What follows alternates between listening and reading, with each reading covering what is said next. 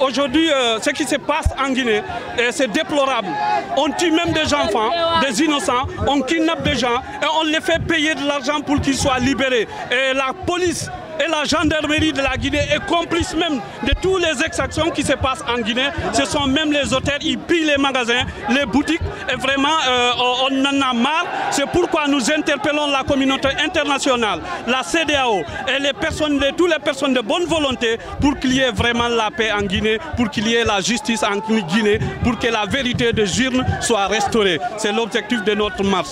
Et nous allons remercier aussi la communauté sénégalaise, surtout la société civile sénégalaise, France Dégage, Vision Citoyenne et tant d'autres qui n'ont managé aucun effort pour nous accompagner à la réussite de cette manifestation. Vraiment, nous disons vive la paix, vive la Guinée et vive le président Cellou Dalein Diallo.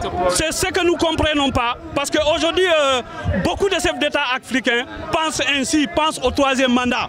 S'ils n'ont pas réagi jusqu'à nos jours, c'est parce que beaucoup d'entre eux, ils ont les mêmes problèmes dans leur propre pays. Et tous, ils pensent vraiment à un troisième mandat. Et pourtant, nous avons dit que la CEDEAO, nous voulons un CEDEAO de peuple et non un CEDEAO de chef d'État. Et vraiment, c'est ce qui se passe aujourd'hui. Il faut que le peuple se réveille. Il faut que le peuple se réveille, le peuple africain se réveille pour lutter contre les dictateurs, contre les tailleurs des institutions, les tailleurs de notre constitution et consorts. Et pourtant, si vous regardez aujourd'hui ce qui se passe en Afrique de l'Ouest, c'est vraiment déplorable parce que c'était le modèle de la démocratie. Mais Alassane Ouattara, Alpha Condé, Ibrahim Boubacar Keïta et tant d'autres, ils veulent instaurer la dictature dans leur peuple, imposer le peuple à faire vraiment ce que le peuple ne veut pas. Et c'est que nous condamnons. Nous condamnons cela et nous demandons au peuple africain de se réveiller. C'est le moment de prendre notre destin en main. C'est le moment de faire notre propre politique.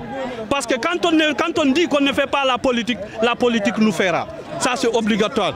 C'est un sentiment de dégoût, c'est un sentiment vraiment de mépris à l'égard des citoyens guinéens qui se trouvent en Casamance, au Sénégal en particulier. Parce que c'est illégal. Ils nous ont privés de voter. C'est parce qu'ils avaient préparé leur coup KO. Et c'est là vraiment, ils savent que le Sénégal, aujourd'hui on a plus de 1 million d'électeurs au Sénégal. Si le Sénégal vote seulement, ils peuvent basculer les élections à n'importe quel moment. Et pourtant, ils n'ont pas échappé à la colère du peuple parce que le peuple de Guinée s'est exprimé en sanctionnant le professeur Alpha Condé. En le sanctionnant, en le disant non, tu ne peux pas faire un troisième mandat. C'est pourquoi vraiment nous disons non. Non au troisième mandat, non au troisième mandat. Et bien sûr, c'est notre combat aujourd'hui.